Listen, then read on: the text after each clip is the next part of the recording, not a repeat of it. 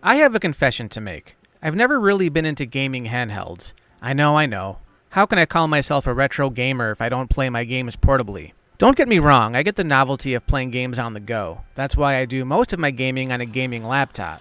I love the idea of being able to just pack up my laptop, fold it up, and put it in this nice backpack, and I can take it anywhere. Anywhere that has a power outlet anyway.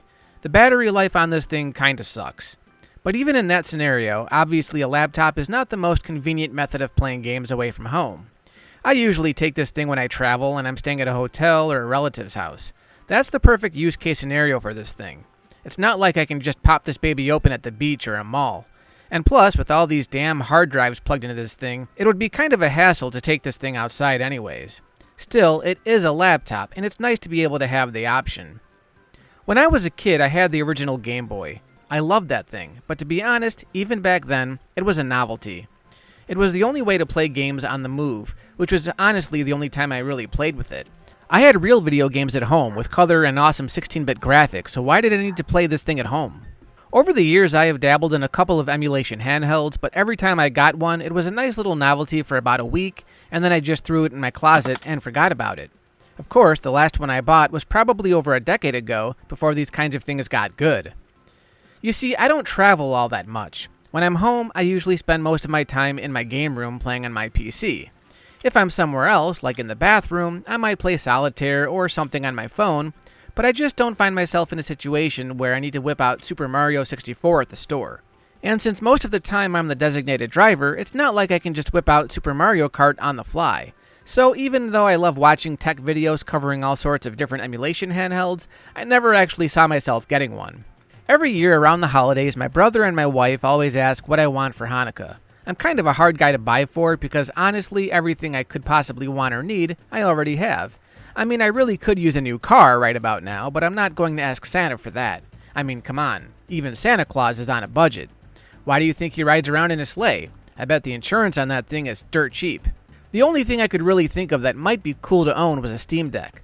But from what I understand, the Steam Deck starts at around $600, and I just didn't feel comfortable asking for something in that price range. Also, the Steam Deck seemed a bit lofty for my liking, and at that price point, I'd never feel safe using it outside of my house. And while the deck does a pretty good job of playing some demanding games, let's be honest. When you get into AAA games like Cyberpunk, Doom Eternal, Mass Effect, Elden Ring, those are games that I'd much rather be playing at home in the comfort of my game room on my laptop. But the more I thought about it, the more I was kind of getting the itch to finally bite the bullet and see what all the fuss was about. There are so many emulation handhelds out there. If I was going to ask for a handheld, was there an affordable option that could satiate my nostalgic portable gaming itch? Well, it seemed like all the planets aligned because late last year, a lot of YouTubers were talking about this. The Retroid Pocket 5, a new gaming handheld from the Chinese company Go Retroid. It was small enough to fit in your pocket, but not so small that you'd need to squint to see the games. Basically, it was the size of a smartphone, but with the controls built in. And everyone kept talking about the beautiful OLED screen, which I had never experienced, on a handheld or otherwise. And get this, it only retailed for $220, and that was something that seemed reasonable. Now, before I go on, I should probably differentiate between a dedicated gaming handheld and a retro handheld. This is the Nintendo Switch. It's Nintendo's latest game console that doubles as a handheld, but this was designed to play modern games. Games like Super Mario Odyssey, Zelda Breath of the Wild, and Tears of the Kingdom. You get the idea. And while Nintendo does offer options to be able to play a selection of their older games, the Switch, like all modern game consoles, was primarily designed to play modern games. An emulation handheld, then, is what it sounds like, a handheld that is specifically designed with retro games or emulation in mind. When it comes to gaming handhelds, pretty much anything you get, regardless of price, will play everything up to and including the original PlayStation. For around $80 to $100, you can get a device that will also play N64 and Dreamcast games pretty well, but that's when you run into limitations. For that price point, you're not going to be able to run higher-end stuff like GameCube, PlayStation 2, PSP, or Wii. And to a lot of people, that's fine. If all you want is something that'll play your back catalog of Sega Genesis games, then you can totally get by with a cheaper device. And let me tell you, if this is your thing, there's no shortage of them. But for $220, this device will play most PS2, GameCube, and Wii games. And get this, while not perfect, it will also play a handful of Switch and Wii U games. I never thought in a million years that I'd be able to play Zelda Breath of the Wild on this thing. And before the video's over, yes, I'll show you how it runs. So I got this bad boy courtesy of my brother Glenn. Thanks, bro. This is simply amazing. I honestly didn't think I'd play with it as much as I have, but everything critics have been saying about it is true. You just can't beat the kind of performance you get for the price. In the past, I've played with the Raspberry Pi, and I've even done some light emulation on my phone. And while there's a lot of fun to be had using those devices, they have their limitations. What made the Raspberry Pi so lucrative a few years ago was just how far the emulation scene had come. The Raspberry Pi was this cheap $50 little computer that, with a little bit of research, could be retooled into a little retro gaming console. It could only run up to the original PlayStation games well, but again, for $50, think about how many games that amounted to. As time went on, more iterations of the Pi were released, and while each one was a bit more powerful than the last, the price to performance isn't as attractive as it once was. I mean, the Pi 5 is the first Raspberry Pi that will let you full-speed Sega Dreamcast and Sega Saturn emulation, but it still struggles with N64, and don't expect to get decent PS2 or Wii emulation. Even a lot of GameCube games struggle to run on it. As far as gaming on my phone goes, I don't buy really expensive phones. I usually buy a cheap budget Android phone, and for emulation, I basically get the same performance as a Raspberry Pi 5, everything up to PlayStation and Dreamcast. However, that being said, if you're going to run emulators on your phone, you really need some kind of a controller because using touchscreen controls just isn't practical. I do own a telescopic controller that I can slide my phone into, and it works exactly as you'd think, essentially turning my phone into a retro handheld, but at that point, first of all, this thing isn't fitting in my pocket. Secondly, now I have to charge not only my phone, but the controller, which runs off of Bluetooth. And if you use a phone case, chances are good that every time you want to use this controller, you'll have to first remove your case to get it to slide in. It's doable, and I used to play games like this often, but it's a bit on the clunky side. So let's talk about the Retroid Pocket 5. It comes packaged with Android 13, a pretty snappy operating system from what I can tell. If you have an Android device, or maybe your phone uses Android, you'll feel right at home with this operating system. It does have a touchscreen, but the built-in controls can also be used to control the operating system, which is cool if you're worried about smudging up the screen. The Retroid Pocket 5 comes equipped with a Snapdragon blah blah blah. It has blah blah mega things of RAM and a bunch of other features that makes it run. Sorry for the sarcasm, but I need to stress that this isn't a tech channel. If you want to look up the specs, there are plenty of places to do that. I could sit here all day and throw numbers at you, but numbers don't mean anything if the games don't run. So I figure, rather than sit here and pretend to know what I'm talking about by throwing out boring benchmarks and frame rates, I can give you a better idea of how awesome this is just by showing you the actual games. After all, that is why you'd buy something like this, right? Okay, off the bat, this doesn't come preloaded with games. You have to source those for yourself, and like everyone else on the internet, I'm afraid of Nintendo murdering my family, so no, I can't tell you where to get the games. Use Google and just do your best not to get caught, or figure out how to dump games you already own. This device does come with its own game launcher called Retroid Launcher. I haven't used it, but everyone who mentions it seems to shrug it off, so to launch my games, I use a front end called Emulation Station Desktop Edition. I paid $5.50 to download it and followed a bunch of tutorials to get it up and running. It really wasn't a big deal. Setting all this up, including downloading all the emulators, copying over my game files, scraping the artwork, and setting up RetroArch, probably took a couple of hours. Not bad, considering this was my first real Android setup. But as you can see, it looks amazing. This is how I prefer to play most of my retro games, whether I'm on a handheld or my PC. These front ends look really nice. It really gives you that retro arcade vibe. If you're not familiar with Emulation Station, one of the cool things you can do is download different themes to really give it a customized look of your choosing. The one I'm currently using is called Artflix Revisited. My game collection is displayed using the original box art, and every game has a video snap to give me an idea of how it plays. But if I wanted to, I could change the layout or what kind of artwork gets displayed. There are so many ways of customizing this, and I could spend hours just trying out new themes, but that's probably not what you're here for.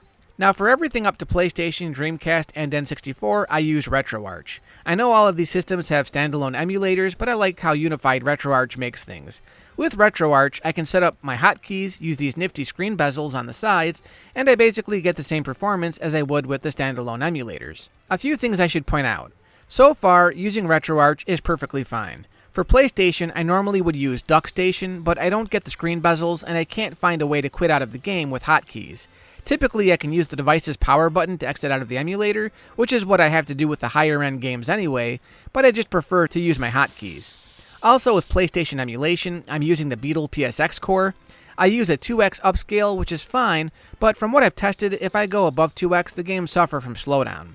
I can go higher with DuckStation, but with a screen this size, 2x is fine for me. Dreamcast emulation seems to work fine with the Flycast core. In the past, I've used Redream, which is an excellent Dreamcast emulator, and I use it all the time on my PC, but I see no reason not to just use the RetroArch core. As far as N64 goes, N64 is still all over the place. On my phone, I always seem to have issues using RetroArch, so I'll use a standalone emulator like Moopin64 Plus FC, which is a paid app. It's not a bad emulator, but the interface is a little clunky, and it's not perfect. However, on the Retroid Pocket 5, I've been using the Moopin64 Plus Next core, and so far it's given me the most stable N64 performance. The benchmark I usually use is Killer Instinct Gold, because most emulators give me issues with this game for some reason, but running it in RetroArch on the Retroid Pocket 5, as you can see, it seems to be running flawlessly. One game I play a lot, Tetrisphere, also seems to run well. Sometimes I experience some choppy performance in the menus, but to be fair, I'm not sure if that's the emulation or just how the N64 actually ran the game. And Cruisin' USA, a game that the Raspberry Pi 5 has issues with, runs smooth as butter here. One issue I did notice with this specific core is that if you run a game and then put the device in sleep mode, when you return to your game, RetroArch will crash. This only seemed to happen with N64, and it happened both while using Emulation Station and RetroArch by itself. While the issue didn't seem to happen on the standalone emulators, I wasn't getting the level of performance that I'm seeing in RetroArch. So all I can say with N64, just be sure to save your game before putting your device to sleep, or set up save states so you're not accidentally losing your progress. As far as the higher end stuff, let's start with PS2. From what little I've tested, PS2 games run great, with a few caveats. I'm using NetherSX2, a PlayStation 2 emulator for Android. I was able to run God of War and Devil May Cry, even Gran Turismo 4, on the standard performance profile. Yeah, the Retroid Pocket 5 comes with 3 power profiles, standard performance and high performance. To switch between them, all you have to do is swipe down from the top and change to whichever one you want. Obviously, for more demanding games, you'll want high performance, but also keep in mind that will affect your battery life. Now, when I ran the games I just talked about, I was running them at native resolution, which actually looks good on this device. However, if you want to get more out of your games and you want to upscale to 2 or even 3x, I'd recommend switching to high performance. Now, the 2 games I always test out are Tekken Tag Tournament and Need for Speed Underground. Both of these titles are unplayable on my smartphone. Tekken Tag works great out of the box. If I want to upscale, then yes, I have to switch to the high performance profile, but to save battery life, the native resolution still looks good. But here's the thing. Everything works great until I get to this stage, the dreaded Ogre stage, which is the second to last stage of the game. No matter what setting I try, this one stage in particular suffers from massive slowdown. It's a slog to get through, but once I get past it, the game goes back to running fine when I fight Unknown. However, I'm pretty sure this is an emulation-specific issue. Even on my gaming PC, using the PCSX2 emulator, the only way I can get this stage to run at full speed is by using the DirectX 11 backend, which I don't think is available on Android. 90% of the game runs great though. As for Need for Speed Underground, I suggest just running it on high performance mode, otherwise it'll really struggle. It is playable on the standard setting, but you might notice that it just isn't as smooth as it should be. On high performance, upscale to 2x, I was still having a good time.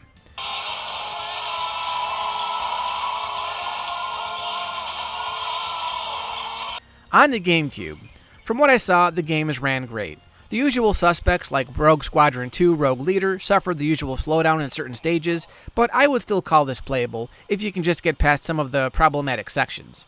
For F-Zero GX, I experienced a few stutters, but high performance mode seemed to fix it. Wii also seemed to run pretty well on the standard profile. I only tested Super Mario Galaxy, but it seemed to run well at native resolution. If you want to upscale, you might want to use high performance mode, but I didn't actually test it.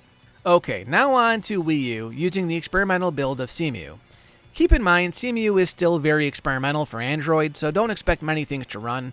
I played mostly lightweight games like NES Remix, DuckTales Remastered, and Super Mario Maker, which all ran great. I did try Mario Kart 8, which ran great, but the emulator crashed after the first race of any circuit. It was promising to see a game of that caliber running on a little emulation handheld, but like I said, Cemu isn't ready for prime time just yet. And now on to that other system, He Who Must Not Be Named. I was really impressed with this, but keep your expectations in check. I wouldn't buy a Retroid Pocket 5 for this system specifically, especially since, because of you-know-who, emulation of this console seems to be all but dead. However, here's what I've tested. Mario Kart 8 Deluxe runs. It's not an optimal experience, but I was able to load up the game as well as all the DLC, and everything ran without crashing. I was getting an average of about 45 frames per second. It goes without saying, whenever you're trying out these games, you'll want to be on the high performance profile. Also, I was able to get a little bit more out of it by setting the resolution to 0.5x, but it only gave me a few extra frames, so I tend to play it at native. I can definitely feel the slowdown here, but in a pinch, if I'm at a mall and I've got 15 minutes to spare, hey, I'm playing Mario Kart 8. Just think of it as an impressive demake. Honestly, I never expected a $220 device to be able to run this game at all, and I'd still consider this playable. One thing to note, with most of these games, using one of the turnip drivers will net you optimal performance. However, with Mario Kart 8 Deluxe, stick to the stock drivers. Anything else will not only crash the emulator, but it'll force the device to shut down and reboot. Next we have Super Mario Odyssey. Holy smokes was I impressed by this one. At the native resolution, I was able to get anywhere between 45 and 60 FPS. You can get nearly full speed by lowering the resolution to 0.5x, and honestly, on this 5.5-inch display, it doesn't look that bad. But even at the native resolution, seeing this run as well as it does is amazing. It does run better than Mario Kart 8 in my opinion. With this one, I used the turnip driver 24.1.0 revision 17 version 2. Otherwise, you'll get a ton of graphical glitches. Also, keep in mind that the video cutscenes will stutter. That seems to be normal with this emulator. It ran the same way on my PC. You might also want to go down here in the game settings and clear the shader cache once in a while. I noticed the game crashed a ton until I did this. Legend of Zelda Link's Awakening isn't quite there yet. I did a bunch of tweaks and tried several patches, but I just couldn't get a stable frame rate. I was looking forward to this one as it's one of my favorite Zelda games, but as you can see, it does run, just not great. This one I would say you might want to skip. But the one that impressed me the most was Legend of Zelda Breath of the Wild running at a near constant 30 FPS. With this one I'm playing in handheld mode as I am with all of these games, native resolution. I'm using the latest turnip driver version 25.0 revision 6, and I have dynamic resolution disabled with the latest updates. This is incredible. If there are slowdowns, it's more than likely due to shader caching, but as you can see, here I am running Breath of the Wild pretty competently on the Retroid Pocket 5. No joke. This is amazing. So yeah, I love the Retroid Pocket 5 for both casual and more serious gaming sessions. I could go on and on about the feel of the device, but at the end of the day, I don't have much negative to say. Something I should have probably mentioned in the very beginning is the placement of the Hall joysticks. Sometimes my hands do get cramped trying to reach the shoulder buttons. For driving games that use the triggers to accelerate, it's a bit of a problem, but you can get used to it. This also affected how I played Super Mario 64 because I have the Z trigger button mapped to the left L2 trigger, and a lot of the times when trying to do Mario's long jump, I'd have to cramp my fingers to reach the shoulder button. It wasn't a deal breaker, but I just had to get used to it. But I think that also factors in just how compact this device is. Keep in mind, I don't have a ton of other handhelds to compare this to, other than this piece of crap. And trust me, this is leagues, many, many leagues better than this hunk of garbage. As far as everything else, the buttons feel fine, the D-pad works well, I love the screen, and even the sound is amazing. I mean, a lot of other critics have said that it's okay, but I don't know. It gets pretty loud to me.